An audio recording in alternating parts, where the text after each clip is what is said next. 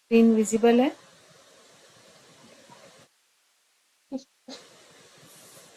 Okay. तो हमारा एक पॉइंट रह गया था कि डिजीज प्रिवेंशन, मतलब डिजीज को किस तरह से हम क्योर करें और कैसे उसे डिजीज होने से रोकें। तो यहाँ पर सबसे पहले तो जो पॉइंट आता है वो ये आता है कि जो इन्फेक्शन से डिजीज होती हैं तो वो कौन कौन सी होती हैं? वायरस, बैक्टीरिया, फंगस और पैरासाइट। ये 4 चीजें रिस्पॉन्सिबल होते हैं जो ह्यूमन बॉडी में डिजीज को क्रिएट करते हैं। तो यहाँ पर इनके रिस्क फैक्टर को कम करने के लिए, और अगर हो गई तो स्टार्टिंग स्टेज में ही इनका पता लग जाए और उनको हम क्योर कर सकें, तो इसके लिए बहुत सारी चीजें जरूरी हैं, जैसे कि वैक्सीनेशन है, हेल्दी ईटिंग है, एक्सरसाइज है, हैंड वॉश है, फिर उसके बाद में अल्कोहल, जितने भी एडिक्शंस होते हैं उनको छोड़ने की कोशिश करना। तो ये सब डिजीज प्रिवेंशन के लिए उपयोगी है। और जो मेन डिजीज प्रिवेंशन है उसके लिए क्या होता है? सबसे पहले तो वैक्सीनेशन होता है कि बचपन से ही बच्चा जब बहुत छोटा होता है तभी उसे वैक्सीनेशन दिया जाता है, और ये वैक्सीनेशन उसे बहुत सारी डिजीजेस से बचा के रखता है। फिर उसके बाद में हाइजीन, मतलब जो भी चीजें हम कुछ भी खाना है तो पहले हाथ धोए, आंखों को टच करना है तो हाथ साफ हो या फिर किसी साफ कपड़े या टिश्यू से आई टच करें। फिर जब भी हमको खांसी आती है, छींक आती, तो उस समय हम अपने मुंह को कवर करें, और जिन चीजों को हम बार बार छूते हैं उनको हम जो है वो डिसइंफेक्ट करें। अब इसमें सबसे पहली चीज कौन सी है? मोबाइल। मोबाइल की स्क्रीन को हम कितने बार छूते हैं दिन में, कोई बता सकता है? शायद इसकी काउंटिंग हम नहीं कर सकते, है ना। तो कोशिश करें कि जो हमारी स्क्रीन है उसको हम क्लीन रखें, क्योंकि उससे भी इन्फेक्शन फैलते हैं। फिर उसके बाद में जो हमारी डाइट हो वो बैलेंस डाइट हो, एक्सरसाइज डेली करें, नींद साइकिल प्रॉपर हो, और एडिक्शन को छोड़ें। फिर इसके बाद में कुछ कुछ चीजें ऐसी हैं कि अगर हमें कहीं भी अनईजी लग रहा है या ऐसा लग रहा है कि हम बहुत जल्दी थक रहे हैं या ब्रीदिंग प्रॉब्लम हो रही है, तो हमें अपनी बॉडी में कहीं भी अनईजी लग रहा है, या जब हम अपनी बॉडी से पूछ रहे हैं कि आज कैसा लग रहा है, और हमारे अंदर से उत्तर आ रहा है कि नहीं, आज ठीक नहीं है, तो अगर ऐसा लंबे समय तक होता है तो फिर सबसे पहले ये जरूरी है कि हम डॉक्टर को दिखाएं, उससे रिलेटेड टेस्ट कराएं, और कोशिश करें कि जो स्टार्टिंग में ही है, अगर कोई बीमारी है तो उसके फर्स्ट स्टेप पे ही हम उसको डायग्नोसिस कर लें उसका, और उसका ट्रीटमेंट शुरू कर दें। फिर उसके बाद में कुछ ऐसी चीजें यूज करें कि जिन चीजों को हम उपयोग करते हैं, जैसे टूथब्रश है, शेविंग के लिए रेजर है, हमारे किचन के जो टॉवेल्स होते हैं, हमारे जो हैंकी होते हैं, हमारे जो कपड़े होते हैं, अगर हम मान लीजिए मास्क लगा रहे हैं तो जो मास्क होता है, तो इन सब चीजों को, जो हमारी पर्सनल चीजें होती हैं, जो हम सोप यूज कर रहे हैं, टॉवेल यूज कर रहे हैं, इन सब चीजों को हाइजीनिक बनाने के लिए कोशिश करें कि इन्हें हम पर्सनल रखें, शेयर ना करें। और फिर फूड सेफ्टी, मतलब भोजन को अच्छी तरह से पकाएं, धोने के पहले अच्छी तरह से वॉश करें, और उनको उसके जो बर्तन हैं वो भी अच्छी तरह से साफ हों, उसमें जो हम मसाले यूज करें, जो चीजें यूज करें, वो भी पूरी तरह से साफ और शुद्ध हों। तो इस तरह से हम रोगों को नियंत्रित रख सकते हैं। अब इसके कोई भी जो प्रिवेंशन होते हैं डिजीज के, तो उनके 3 लेवल होते हैं। पहला लेवल होता है कि कोई भी बीमारी होने के पहले ही उसे रोक देना, जैसे कि वैक्सीनेशन। अभी कोरोना में सबने वैक्सीनेशन कराया, छोटे बच्चे को आपने देखा होगा कि बहुत सारी वैक्सीनेशन होते हैं, और वो बहुत सारी बीमारियों को कवर करते हैं जो उसे नहीं होती हैं भविष्य में, या होने से रोक देती हैं। अब सेकेंडरी प्रिवेंशन क्या होता है कि अगर मान लीजिए कोई अनइजीनेस फील हो रही है तो हम उसके सिम्टम्स को देखें और उससे रिलेटेड जो टेस्ट है वो कराएं और उसे डायग्नोसिस करें कि वो क्या चीज है और उसे पहचानने की कोशिश करें कि प्रॉब्लम कहाँ है, और फिर तीसरी वहीं पर उसको रोक दें, उसका ट्रीटमेंट करें या उसके लिए जो भी मेडिसिन लेनी है वो मेडिसिन लें।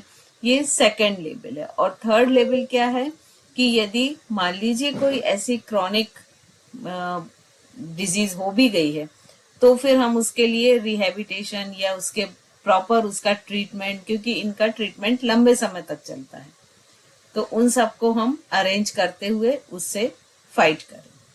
तो इस तरह से ये 3 लेवल पर डिजीज का प्रिवेंशन होता है। अब एक इसमें है रिवर्सल। तो यहाँ पर हमें ये देखना है कि जो एज रिवर्सल होता है वो पॉसिबल है कि नहीं है। आप लोग क्या कहते हैं? पॉसिबल है ना? है पॉसिबल ना? है पॉसिबल।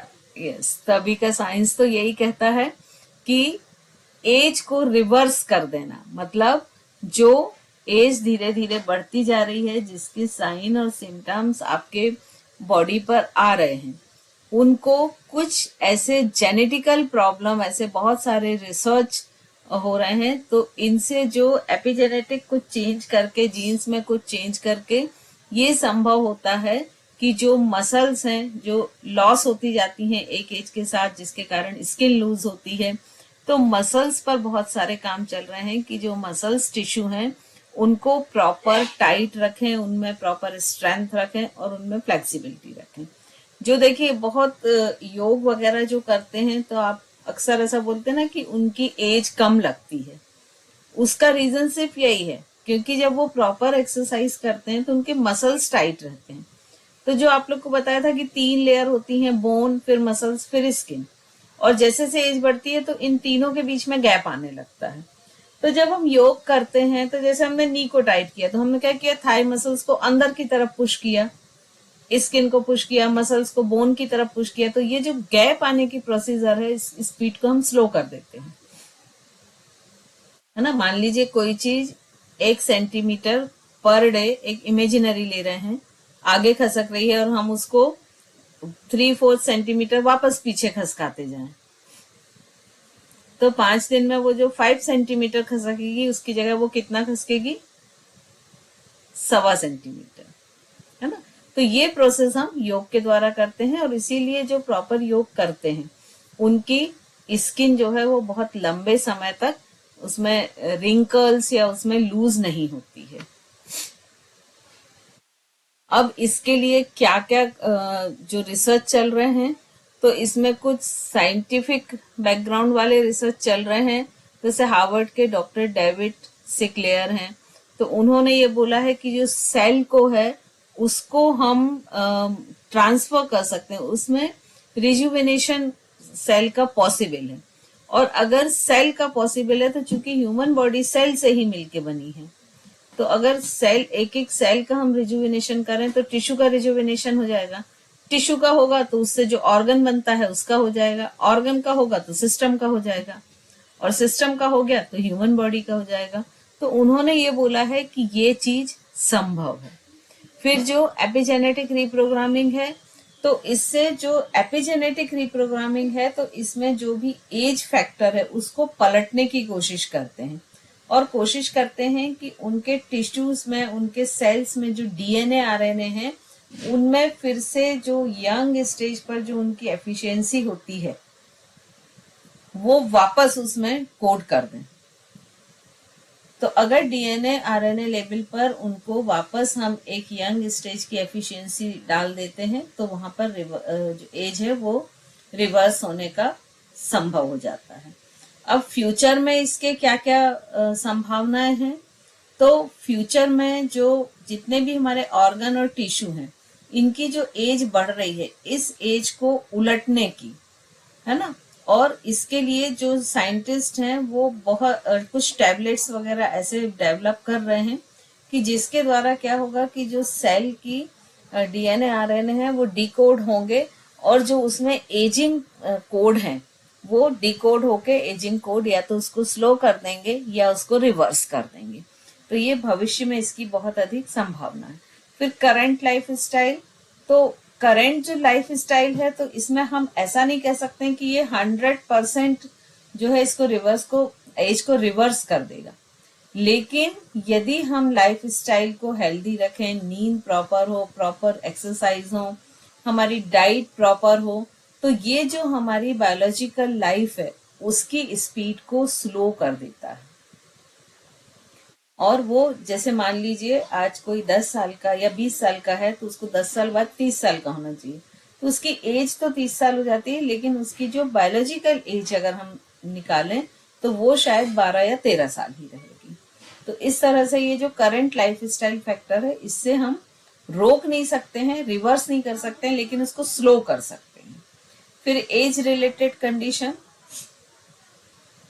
तो जब हम ये रिवर्स करते हैं एज को तो देखा गया है कि जितनी हार्ट से रिलेटेड है, नर्व से रिलेटेड है और जो भी एट्रोफी है, ये सारी चीजें, मेटाबॉलिज्म है, इन सब में जो मसल्स का लूज होना है, मसल्स का धीरे धीरे नष्ट होना है, ये सारी चीजें जो हैं धीरे धीरे इनकी स्पीड कम कर देते हैं और एक रिजुविनेशन की तरफ बॉडी को लेके जाते हैं। तो अभी ये स्पीड कम करने के प्रोसेस में उपलब्ध है, लेकिन भविष्य में ऐसा भी होगा कि एज को रिवर्स किया जा सकता है। अब इसके क्या है, बहुत से एनिमल पर स्टडी चल रही है, तो जो एनिमल की सेल्स हैं उनको चेंज करके, उनमें बदलाव लाके, उनकी कोडिंग को चेंज करके जो एज को रिवर्स करने की क्षमता है वो उस पर बहुत सारे एक्सपेरिमेंट चल रहे हैं। फिर कुछ ऐसे जो ह्यूमन पर चल रहे हैं, तो ह्यूमन डाटा की इस तरह से चल रहे हैं कि उनकी बायोलॉजिकल एज को स्लो करने की कोशिश कर रहे हैं। जो हमने इसके पहले पढ़ा था कि जो योग है और उनकी बैलेंस डाइट है, उनके प्रॉपर लाइफ स्टाइल है, तो उससे उनकी बायोलॉजिकल जो एज है उसको स्लो करने की कोशिश कर रहे हैं। और इस पर एनवायरमेंट का भी बहुत इफेक्ट होता है। तो जितने भी एनवायरमेंटल फैक्टर होते हैं उनको कंट्रोल में करके भी इस स्पीड को स्लो किया जा सकता है।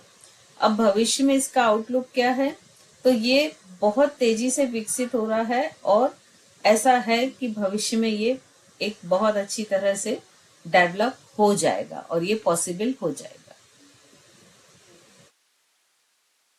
अब जो एज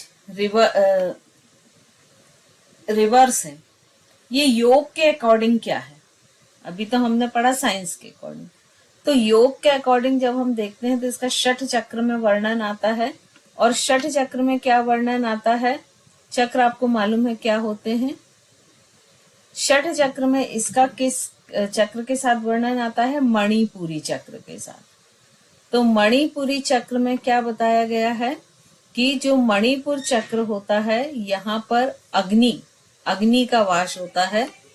और यहाँ पर जो मणिपुर चक्र की स्थिति कहाँ होती है? नाभि के जस्ट पीछे स्पाइन पर, जो ये 5 रेड वर्टिब्रास दिख रही हैं जो कि लंबर हैं, है ना, L1, L2, L3, L4 और L5, ये नेवल के जस्ट पीछे होती हैं और यहीं पर मणिपुर चक्र की लोकेशन है।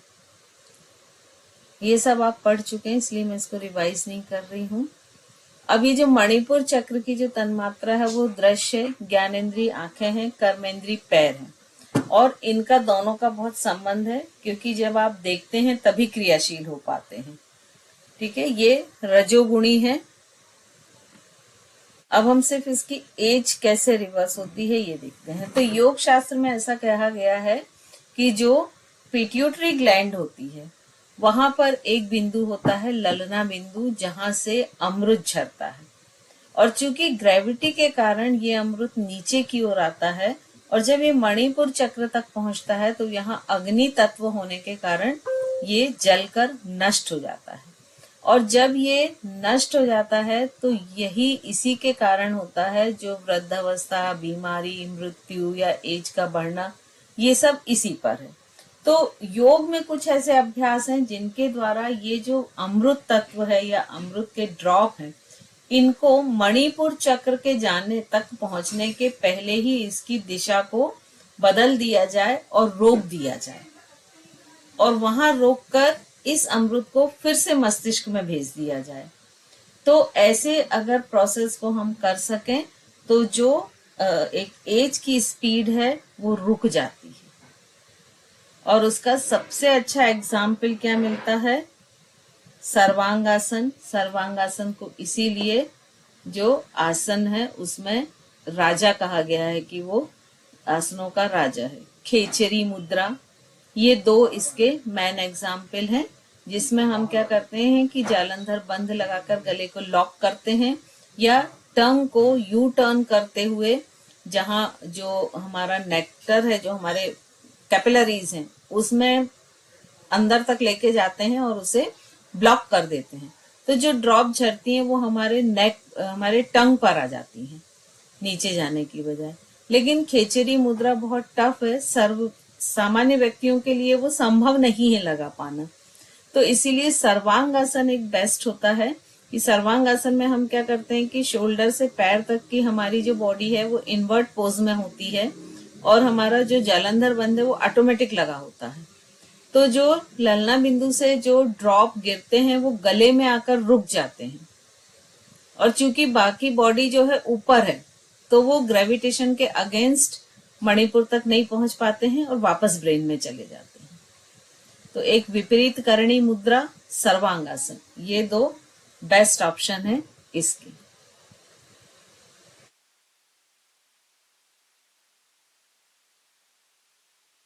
सारी चीजें आप पढ़ चुके हैं इसलिए हम इसको नहीं ले रहे हैं। यहाँ पे सिर्फ हमको इस चक्र को इस सेंस में लेना था कि इसको किस तरह से ये चेंज होता है। तो यहाँ पर आपकी ये 5th यूनिट जो है वो समाप्त होती है।